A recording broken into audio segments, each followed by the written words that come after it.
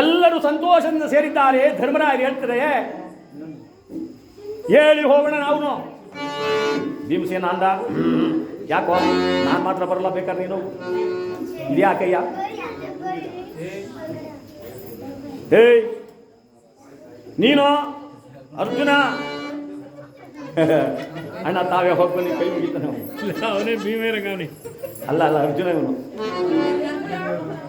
ಫಲ್ಗುಣ, ಪಾರ್ಥ, ನಕುಲ ಸಾರಿಯವರು, ಅಣ್ಣ ತಾವೇ ಹೋಗಬಹುದು, ನಿಮ್ಗೆ ಯಾರು ಇಚ್ಛೆ ಇಲ್ಲ ಅಂತ ಕಾಣುತ್ತೆ, ನಾನೇ ಹೋಗ್ತೀನಿ ಅಂತ ಕೆಳಗಿಳಿದು ದಡ್ಡ ಬರ್ತಾ ಇದ್ದಾರೆ. ಅಡ್ಗೈ ಕಟ್ಟ ಯಾರು? ಭೀಮಸೇನ ಅಣ್ಣ ನಿಲ್ಲೋ, ಏನೇ ಮನುಷ್ಯ ಎಲ್ಲಾರ ಹೋಗೋದು ನಿಲ್ಲು ಅಂತಾರೆ ನೀಯ. ಈಗಲೂ ಕೆಲವು ಹೆಣ್ಣುಮಕ್ಳು ಹಂಗೇನೆ, ನಾವು ಒಂದೇ ವರ್ಷ ಬದ್ಬಾದ್ರು ಪಂಚ ಸುತ್ಕೊಂಡು ಒಂದು ತೋಳು ನೇತಾಡ್ತಾರೆ, ಇನ್ನೊಂದು ತೋಳು ಅಲ್ಲಿ ಕಾರ್ಯಲ್ಲಿ ಇಟ್ಕೊಂಡ್ರೆ ತಳಪ ಅಂತ ಓಡ್ತಾ ಇರ್ತೀವಿ, ಅರ್ಜೆಂಟು ಏನೇನೋ ಕೆಲಸ ಇರ್ತವೆ. ಇವ್ರು ಅವಾಗಲೇ ಬರೋದು, ಎಲ್ಲಿಗೆ ನೀ ಬಾಯಿ ಮಣ್ಣು ಹಾಕ್ತೆ, ನೀವು ಕಟ್ಕೊಂಡಾಗಿಂದ ನಾನು ಹೇಳ್ತಾನೆ ಇದ್ದೀನಿ, ನಾನು ಎಲ್ಲಾರ ಹೋಗುವಾಗ ಎಲ್ಲಿಗೆ ಅಂತ ಕೇಳಿದ. ಇವತ್ತು ಕೇಳ್ಬಿಟ್ಟ, ಹೋದ ಕಾರ್ಯ ಹಾಗಲ್ಲ, ಎಲ್ಲಾದ್ರೂ ಹೋಗುವಾಗ ಮಾತ್ರ ಎಲ್ಲಿಗೆ ಅಂತ ಕೇಳಬಾರ್ದು ಅಂತ ಅಪಶಕುನ ಅಂತ ಇದು. ಅಣ್ಣನ ನಿಲ್ಲೋ, ಯಾಕೋ ಭೀಮಸೇನ ಅನ್ನೊಂದು ವಿಜ್ಞಾಪನೆ ಕಣೋ. ಏನಪ್ಪ? ಕಂಡವರ ಮನೆಯ ಭೋಜನ ಹೋದರೆ ಎಚ್ಚರಿಕೆಯಿಂದ ಹಿಂದಿರುಗಿ ಬರಬೇಕು ಅಣ್ಣ.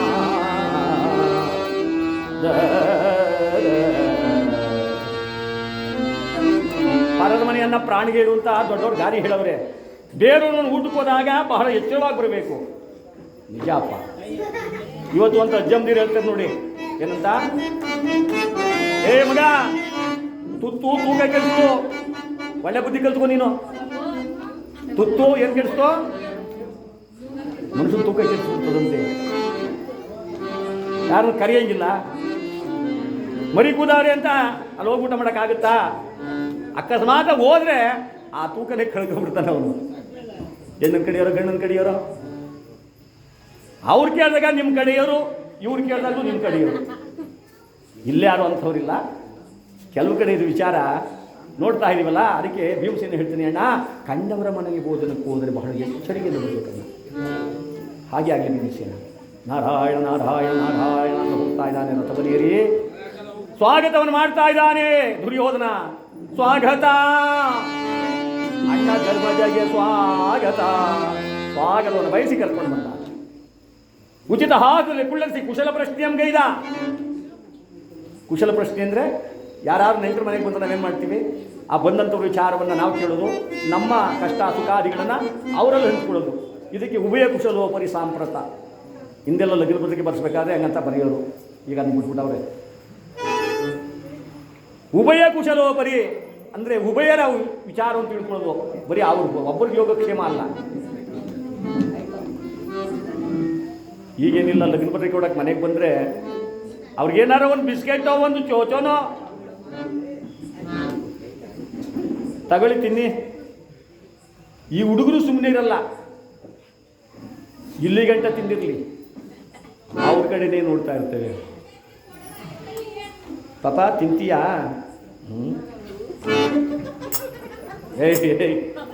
ನೀವು ತಿನ್ನಿ ಸುಮ್ಮನೆ, ನಮ್ಮ ಮನೆ ಹಂಗೆಯ ಯಾವಾಗಲೂ ತಿಂತಾ ಇರ್ತೇವೆ, ನೀವು ತಿನ್ನಿ ಅಂದ್ರೆ ಏನರ್ಥ? ನಮ್ಮ ಮನೇಲಿ ಯಾವಾಗಲೂ ಅಡ್ಕದೆ, ನಮ್ಮ ಮನೇಲಿ ಯಾವಾಗಲೂ ಬಿದ್ದಿರ್ತದೆ, ನಾವು ತಿಂತಾ ಇರ್ತೀವಿ. ನೀವು ಗದ್ಗೆಟ್ ಬಂದಿದ್ದೀರಿ, ನೀವು ತಿನ್ನಿ. ಲೆಕ್ಕಾಚಾರ ಹಿಂಗೆ ಬಂದ್ಬಿಡ್ತದೆ, ನೀವು ತಿನ್ನಿ. ಹಂಗಾಗಬಾರ್ದು. ಏಕೆಂದರೆ ಬಂದಂಥವರ ಅತ್ಯಾದಂಥ ಪ್ರೀತಿಯಿಂದ ಹೆಣ್ಮಕ್ಳಿರೋ ಮನೆ ಚಂದ. ಯಾಕೆ ತಾತನಿಗೆ 3 ಜನ ಹೆಣ್ಮಕ್ಳು ಅಂದ್ರೆ ನನಗೆ ಭಾಳ ಸಂತೋಷ ಆಯಿತು. 3 ಜನ ಹೆಣ್ಮಕ್ಳು. ಹೆಣ್ಣು ಇರಲವ್ವ, ಮನೆಗೊಂದು ಹೆಣ್ಣಿರಬೇಕವ್ವ. ಹೆಣ್ಣು ಮನೇಲಿದ್ರೆ ಯಾರೇ ಒಂದು ಕಾರಿ ಕೆಳಗೆ ಬರಲಿ, ಒಂದು ಹಬ್ಬ ಕೆಳಗೆ ಬರಲಿ, ಬಂದ ತಕ್ಷಣ ಅಕ್ಕಯ್ಯ ಮನೇಲಿದ್ದಾಳ ಅಂತ ಕೇಳ್ತಾರೆ. ಅಣ್ಣಯ್ಯ ಆಂಕಲ್ ಇದ್ದಾನೆ ಅಂತ ಯಾರು ಕೇಳಲ್ಲ. ಅಂಕಲಲ್ಲಿ ಆಂಟಿ ಅಂದರೆ ಯಾವೆಲ್ಲೋ ಹಳ್ಳಿ ಮತ್ತು ಜಗ್ತಿ ಮೇಲೆ ಕೂತವ್ರು ಕಣಪ್ಪ. ಅವ್ನು ಯಾವಾಗಲೂ ಟವಲ್ ಎತ್ಕೊಳ್ಸ್ಬಿಟ್ಟು ಪಕ್ಕದಲ್ಲಿ ಮಡಿಕೊಂಡು ಅಲ್ಲಿ ಕುಂತಿರೋದಯ್ಯ. ಈ ಅಮ್ಮ ಏನಾರು ಬಂದುಬಿಟ್ರೆ ಕಿಲಕಿಲ್ ನಗುತ್ತಾ ಊಟ ಮಾಡ್ಬೇಕಂತ, ಎಷ್ಟೊತ್ತಿಗೆ ಬಂದೆ, ಆಮೇಲೆ ಅವ್ವ ಚೆನ್ನಾಗಿರುತ್ತೆ, ಅಜ್ಜಿ ಹೆಂಗೆ ಪರವಾಗಿಲ್ಲ, ಅಲ್ಲ ಶುಗರ್ ಜಾಸ್ತಿ ಆಗದ ಹೆಂಗೆ ಅಂತ ಮಾತ್ರೆ ಕೊಟ್ಟ ಮೇಲೆ ಸರ್ ಹೋಗದೆ. ಎಲ್ಲ ವಿಚಾರ ಮಾಡಿಬಿಡ್ತಾಳೆ. ಇವನ್ನೇನಾರು ಕರೆಯೋಕೋದ್ರೆ ಅಂಕಲ್ ಮದುವೆ ಅಂತೆ, ಹಾಂ ಬರ್ತೀನಿ ನಡಿ, ನಿಮ್ಗೆ ಬೇಕೇ ಬೇಕು ಬೇಡ ಬೇಡ ಪ್ರಪಂಚದ ಮೇಲೆ ಅದಿಕೊಂಡಂಗೆ ಆಡ್ತಾನೆ ಇವನು. ಹಾಂ ಯೋಚನೆ ಯಾವಾಗಲೂ ಈ ಗಂಡಸು ವಿಚಾರನೆ ಹಿಂಗೆ ತುಂಬ ಯೋಚನೆ ಮಾಡ್ತಾರೆ, ತುಂಬ ಸಂಕಟ ಯಾವಾಗಲೂ. ಅವಳೋ ನನ್ನ ಮುಖ ಮಾಡ್ಕೊಂಡು ಕುಂತಿರ್ತಾರೆ. ಏನಾಯ್ತು? ಎಲ್ಲರೂ ಒಳ್ಳೆ ಕಡೆ ಡಾಕ್ಟರ್ಗಾರ ತೋರಿಸ್ಬೇಕಲ್ಪ, ಕರ್ಕೊಂಡು ಹೋದಂತೆ ಒಳ್ಳೆ ಡಾಕ್ಟರ್ ಹತ್ರ. ಇವ್ಗೆ ಏನಾಗಿದೆ ನೋಡಿ, ಏನಯ್ಯ ಹೆಂಡ್ತಿಯಿಂದ ಏನಾದ್ರು ಒಂದೇ ಇಲ್ಲ, ನನಗೆ ಬಂಗಾರದಂತ ಹೆಂಡ್ತಿ, ಮಕ್ಕಳು ಚಿಂದಂತವು, ದುಡ್ಡು ಕಾಸು ನನಗೇನು ಕೊರತೆ ಇಲ್ಲ. ಮತ್ತೆ ಇನ್ಯಾಕೆ ಏನು ಕೊರಗ್ತಾ ಇದೀಯಾ?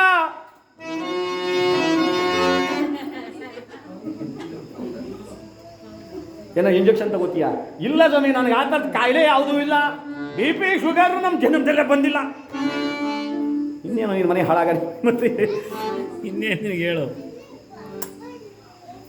ಅಲ್ಲ ಸ್ವಾಮಿ, ಡೆಲ್ಲಿಲಿ ಇವು ನರೇಂದ್ರ ಮೋದಿ ಬರೋದು ಬಗ್ಗೆ ಒಬ್ರು ಗೆದ್ದು ಬಿಟ್ರಲ್ಲ, ಯಾರು? ಮನಮೋಹನ್ ಸಿಂಗ್ ಅಲ್ಲ ಕಣಪ್ಪ, ಡೆಲ್ಲಿಲಿ ಮುಖ್ಯಮಂತ್ರಿ ಆಗಿದ್ದಾರೆ ನೋಡಿ, ಕೇಜ್ರಿವಾಲ್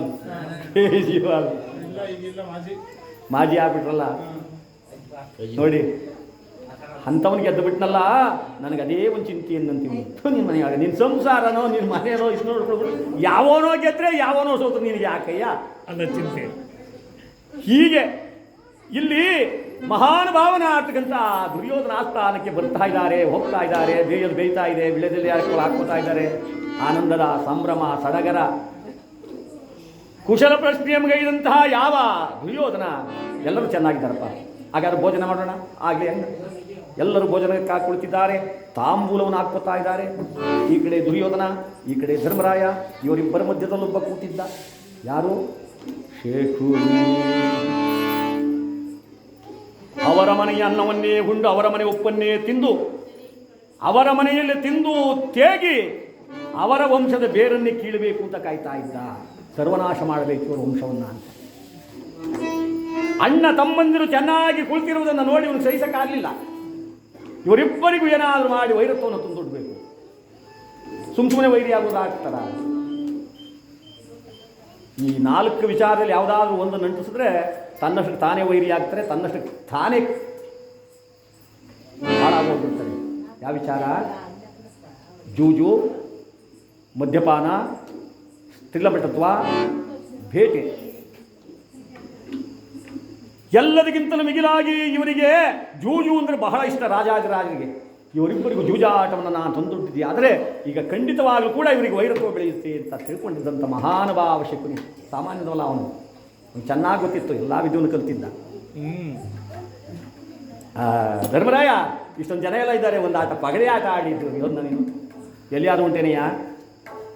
ನಾವು ರಾಜಾದಿರಾಜು ಜೂಜಾಟ ಆಡೋಕ್ಕಾಗುತ್ತಾ? ಹೇಳೋ ನೀನಾದ್ರೂ ಏನೋ ಮಾವನೂರು ಆಸೆ ಪಡ್ತಾ ಇದ್ರು ಒಂದು ಆಟ ಆಡಂತಗಳಿಂದ. ಯಾರಲ್ಲಿ? ತನ್ನಿ ಪಗಡೆದಾಳವನ್ನು ತರಿಸಿ ಯಾವ ಧರ್ಮರಾಯ ಮತ್ತು ದುರ್ಯೋಧನ ಇಬ್ಬರು ಪಗಡೆ ಆಡೋದಕ್ಕೆ ಶುರು ಮಾಡಿದ್ರು. ಕಿಕ್ಕಿರಿದು ನಿಂತಿದೆ, ಜನ ನೋಡ್ತಾ ಇದ್ದಾರೆ. ರಾಜಸ್ಥಾನ ತಾನೇ, ಮಂತ್ರಿಗಳು, ಸೇನಾಪತಿಗಳು, ರಾಜಾದಿರಾಜರುಗಳು ಎಲ್ಲ ನೆರೆದಿದ್ದಾರೆ. ಈ ಪಗಡೆ ಆಟವನ್ನು ನೋಡ್ತಾ ಇದ್ರೆ ಆ ಮೊದಲನೇ ಆಟದಲ್ಲಿ ದಾಳವನ್ನು ಕುಲುಕಿ ಎಸ್ತಲ್ಲ ಧರ್ಮರಾಯ, ಗೆದ್ದು ಬಿಟ್ಟ. ಯಾರಿಗಾಗಲಿ ಗೆದ್ದಾಗ ಸಂತೋಷ ತಾನೇ, ಗಹಗೈಸಿ ನಕ್ಕು ಬಿಟ್ಟ. ದುರ್ಯೋಧನ, ನಾನೇ ಗೆದ್ದೆ, ನಗುವಿನ ಅಪ್ಪರದೊಳಗೆ ಮರೆತ ಜಗದೊಡೆಯ ಕೃಷ್ಣನ ಧರ್ಮಜ. ವಿಪರೀತವಾದ ನಗು ಯಾರು ನಗ್ತಾರೋ ಅವರಿಗೆ ಕೇಳು ಅಂತಕ್ಕಂಥದ್ದು ಮುಂದೆ ಕಟ್ಟಿಟ್ಟ ಬುತ್ತಿ ಅನ್ನೋದಕ್ಕೆ ಈ ಕಥೆನೇ ಸಾಕ್ಷಿ. ಗಹಗೈಸಿ ನಕ್ಕಾಗ ಮರೆತ ಬೆನ್ನೆಲುಬಿನಂತೆ ಸದಾಕಾಲದಲ್ಲಿ ಕಾಯ್ತಿದ್ದ ಭಗವಂತನ ಕೃಷ್ಣನನ್ನೇ ಮರೆತ. ಇತ್ತ ಕಡೆ ದುರ್ಯೋಧನ ಮುಖ ಕಪ್ಪು ಬಣ್ಣ ತಿರುಗಬಹುದು. ಇಷ್ಟೊಂದು ಜನಗಳ ಮಧ್ಯದಲ್ಲಿ ನಾನು ಸೋತ್ನಲ್ಲ, ನನಗೆ ಈ ಆಟವೇ ಬೇಡ ಅಂತ ಕುಳಿತಿದ್ದವನು ಎದ್ದೋಗ್ತಿದ್ದ. ಶಕುನಿ ಇರಬೇಕಲ್ಲ, ಏ ಬಾರಯ್ಯ ಹೋಗ್ ಮಾವ, ನನಗೆ ಅವಮಾನವಾದ ಇಷ್ಟು ಜನಗಳ ಮಧ್ಯದಲ್ಲಿ ನಾನು ಮತ್ತೆ ಆಟವನ್ನು ಆಡೋಲ್ಲ. ಒಂದ್ಸಲ ಸೋಲ್ತಾರೆ, ಇನ್ನೊಂದ್ಸರಿ ಗೆಲ್ತಾರೆ, ಇಬ್ರು ಒಂದೇ ಸರಿ ಗೆದ್ದು ಯಾಕಾಯ್ತದೆ, ಬಾರೋ. ಮಾವ ಏನಾದರೂ ಪಣದಲ್ಲಿಟ್ಟರೆ ಮಾತ್ರ ನಾನು ಆಟ ಆಡೋದು, ಇಲ್ವಾದ್ರೆ ನನಗೆ ಆಟವೇ ಬೇಡ. ಏನು ಪಣದಲ್ಲಿ ಇಡಬೇಕಪ್ಪ? ನಾನು ನನ್ನ ರಾಜ್ಯವನ್ನೇ ಕಟ್ಟಿ ಆಡಬಲ್ಲೆ, ಕೇಳುವ ದುರ್ಯೋಧನ ಧರ್ಮರಾಯನನ್ನ ಅಂದ. ಸಹೃದಯವುಳ್ಳವನು, ಬೆಣ್ಣೆಯಂತೆ ಹೃದಯದಂಥವನು. ಯಾವತ್ತೂ ಕೂಡ ಸತ್ಯವಂತರನ್ನ, ಧರ್ಮಾತ್ಮರನ್ನ ಕಷ್ಟಕ್ಕೆ ಸಿಲುಕಿಸೋದು ಕಷ್ಟ ಏನಲ್ಲ, ಬಹಳ ಸುಲಭದ ಕೆಲಸ. ಅದೇ ಪಂಡ್ರಗಳಿರ್ತಾರಲ್ಲ, ಯಾವ್ದು ಗುದ್ದಕ್ಕಲ್ಲ ಅವು. ಇತ್ತು ನ್ಯಾಯ ತೆಗೆದು ಅತ್ಲ ಬಡಿತೇವೆ, ಅತ್ಲ ನ್ಯಾಯ ತೆಗೆದು ಇತ್ತ ಬಡಿತೇವೆ. ಪುಣ್ಯಾತ್ಮರನ್ನ, ಸತ್ಯವಂತರನ್ನ ಕಷ್ಟಕ್ಕೆ ಸಿಕ್ಕಿಸೋದು ಬಹಳ ಸುಲಭದ ಕೆಲಸ. ಆ ತಮ್ಮನ ಮನಸ್ಸನ್ನು ಸಂತೋಷಪಡಿಸುವುದಕ್ಕೋ ಏನೋ ಕೂಡ ಧರ್ಮರಾಯ ತಾನು ಒಪ್ಕೊಂಡ್ಬಿಟ್ಟ. ಬೇರೆಯವ್ರಿಗೆ ನೋವು ಅಂದರೆ ಅವನು ತಡ್ಕತಿರ್ಲಿಲ್ಲ, ಬೇರೆಯವ್ರಿಗೆ ಸಂಕಟ ಅಂದರೆ ಅವನು ಸಹಿಸ್ತಿರ್ಲಿಲ್ಲ ಧರ್ಮರಾಯ. ನಾನು ಕಟ್ತೀನಿ ಬಾರೋ ರಾಜ್ಯವನ್ನ ಅಂತ ಹಿಂತಿರುಗಿ ಬಂದ ದುರ್ಯೋಧನ ಆಟಕ್ಕಾಗಿ ಕುಳಿತಿದ್ದಾನೆ. ರಾಜ್ಯವನ್ನಾನು ಮನದೊಳಗಿರಿಸಿಗೆ ರಾಜ್ಯವ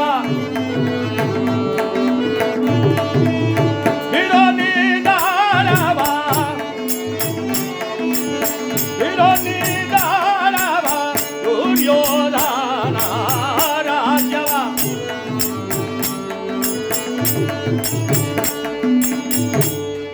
ರಾಜ್ಯವನ್ನು ನಾನು ಪಣದಲ್ಲಿಟ್ಟಿದ್ದೀನಿ, ಬಿಡೋದಾಳನ ಅಂದ. ದಾಳವನ್ನು ಕುಲುಕಿ ಹೆಸೆದ. ಭಗವಂತನ ದಯೆ, ಹರಿಯ ಒಲುಮೆ ಧರ್ಮರಾಯರಿಗಿಲ್ಲ. ಮೊದಲನೇ ಆಟದಲ್ಲಿ ರಾಜ್ಯವನ್ನು ಸೋತು ನಕ್ಕ ದುರ್ಯೋಧನ. ಮುಂದಿನ ಆಟಕ್ಕೆ ಇರ್ತೀಯ. ಮಂದಿ ಮಾರ್ಬಲ ವಜ್ರ ವೈಡೂರ್ಯವನಲ್ಲಿದ್ದ, ಅದರಲ್ಲಿಯೂ ಸೋತ. ಅಯ್ಯೋ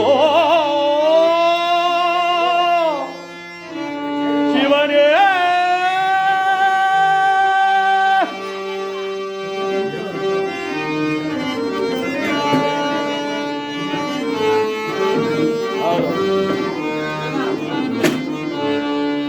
ಮೂರನೇ ಅಡಿಕೆ ನಿಲ್ಸಿಯಪ್ಪ, ಇರುವುದಕ್ಕೆ ನನ್ನಲ್ಲಿ ಏನಿದೆ?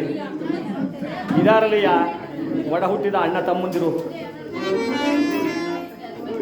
ಕೈ ಹಿಡಿದ ದ್ರೌಪದಿ ಇಟ್ಬಿಡು. ಏ ಮಾವ ನೀನಿದೆಯ ಹೇಳ್ಕೊಟ್ಟು ಮಾತು ಕಟ್ಕೊಟ್ಟು ಬುತ್ತಿ ಯಾವತ್ತೂ ಕೂಡ ಕೊನೆಗೆ ತನಕ ಇರೋದಿಲ್ಲ. ಅದು ಇನ್ನೊಬ್ಬರು ಮಾತು ಕೇಳಿಕೊಂಡು ಏನೋ ಮಾಡಕ್ಕೆ ಹೋಗೋದು, ಏನೋ ಕಷ್ಟಕ್ಕೆ ಸಿಲಾಕ್ಕೊಂಡು. ಯಾರೋ ಒಬ್ಬ ಕ್ಯೂಡಳಿಯ ಇದ್ನಂತೆ, ಮದುವೆ ಹೆಂಗೋ ಮಾಡ್ಕೊಬಿಟ್ಟ. ಆದ್ರೂ ಮಾವನಿಗೆ ನಾನು ಕ್ಯೂಡ ಅಂತ ಗೊತ್ತಾಗ್ಬಿಡ್ತಲ್ಲ ಅಂತ ಅವನಿಗೆ ಹಠ. ಹೆಂಗೋ ಕಾಪಾಡ್ಕೊಂಡು ಹೋಗ್ಬೇಕು. ಇದ್ಕಿದಂಗೆ ಮಾವನಿಗೆ ಕಾಯಿಲೆ ಬಂತು, ದೊಡ್ಡ ಆಸ್ಪತ್ರೆಗೆ ಸೇರಿಸ್ಬಿಟ್ಟವ್ರೆ. ಈಗ ಮಾವನ್ ನೋಡಕ್ ಹೋಗ್ಬೇಕು. ಕ್ಯೂಡ ಅಂದ್ರೆ ಅವಮಾನ, ಏನ್ ಮಾಡೋದು? ಇವನಿ ಅನ್ಕಂಡ ಕೇಳ್ಕೋತಾರೆ. ಹೋದ ತಕ್ಷಣ ಕೇಳ್ತಾನೆ, ಏನಂತ? ಮಾವ ಚೆನ್ನಾಗಿದ್ದೀಯಾ?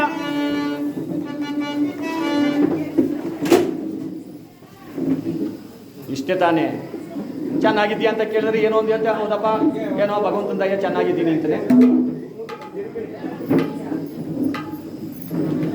ಡಾಕ್ಟ್ರು ಊಟಕ್ಕೆ ಏನು ಹೇಳವ್ರೆ? ಏನೋ ಅಂಬ್ಲಿಯೋ ಗಂಜಿಯೋ ಬ್ರೆಡ್ಡೋ ಹೇಳವ್ರೆ, ಅದನ್ನೇ ತಿನ್ನು ಅನ್ನೋದು.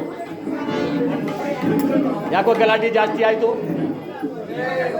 ಗಲಾಟೆ ಅಲ್ವಾ? ಹೌದೌದು.